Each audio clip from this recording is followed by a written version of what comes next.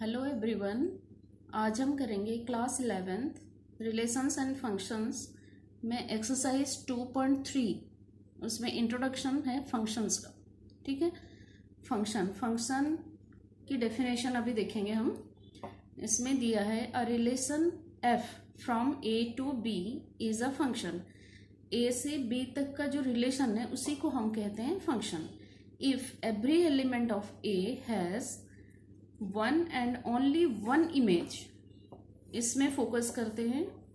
Every element of set A has one and only one image of element in set B.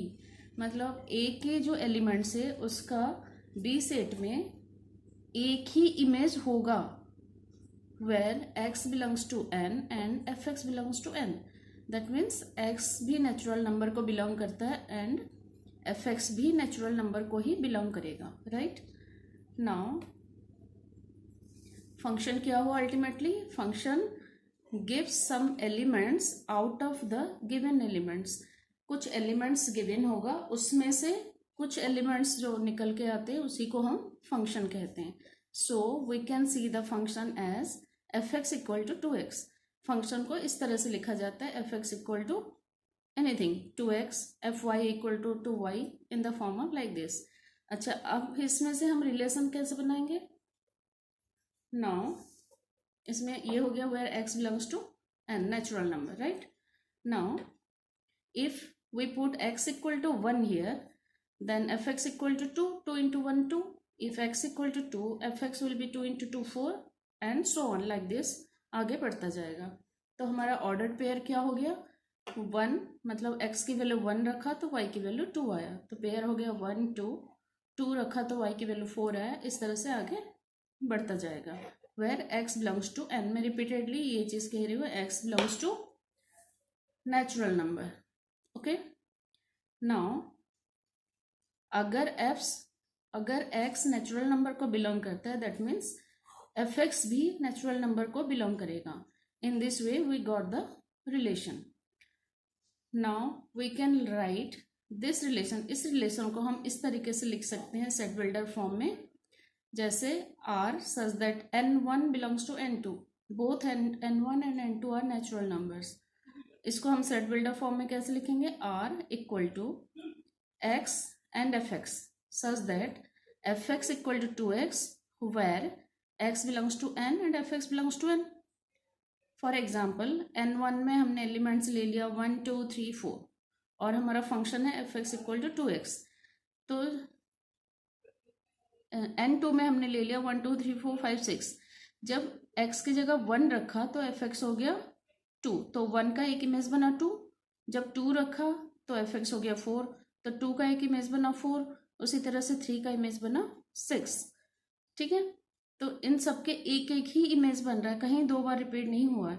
So according to the definition every element of set n1 has one and only one image in set b।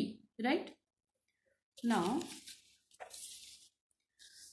The function is a rule. हमें इसमें से क्या मिला कि ये function एक rule है, सारे फंक्शन एक रूल है that satisfied f x equal to 2x। जो भी फंक्शन गिवन होगा उसको सेटिस्फाई कर रहा होगा। Now f such that R belongs to R, मतलब real number belongs to real number. इसका एक एग्जांपल लेके देखते हैं। ओके, नाउ एफ एक्स हमने इसमें लिया एक function f x equal to x square minus 1/2x। इसको एक फंक्शन माना, तो हमें कैसे पता चलेगा कि ये एक्चुअली एक फंक्शन है? तो इसको चेक करने के लिए हम एक प्रोसीजर लेंगे। जैसे हमें ये पता है, हमने x इक्वल टू 1 रखा तो एफ एक्स आ गया 0। जब x इक्वल टू 2 रखा तो एफ एक्स आ गया 3/4। बट जब x इक्वल टू 0 रखा तो एफ एक्स आया -1/0, तो डिनोमिनेटर 0 हो गया। डिनोमिनेटर 0 का मतलब not defined, so the function is not defined at x equal to 0। ठीक है, तो इस x जब 0 होता है, डिनोमिनेटर 0 हो जा रहा है इस केस में, तो ये फंक्शन को हम कैसे लिखेंगे? Function such that R real number -0, but क्योंकि 0 में ये नॉट डिफाइंड हो रहा है। तो अब क्वेश्चन अराइज होता है कि हम कैसे चेक करेंगे कि कौन सा फंक्शन किस वैल्यू पे डिफाइन होगा या नहीं होगा। ठीक है, तो इसके लिए हम एक एग्जांपल लेते हैं। मान लिया एक फंक्शन है f(x) = x² - 4 / x+2। तो हमें ये पता है कि जब डिनोमिनेटर 0 हो जाता है तब वो फंक्शन डिफाइन नहीं होता। तो इसके लिए हम क्या करेंगे, जब भी क्वेश्चन दिया जाता है कि चेक करो ये फंक्शन किस पॉइंट पे डिफाइन होगा, किस पॉइंट पे डिफाइन नहीं होगा, राइट, किस पॉइंट पे डिफाइन नहीं होगा।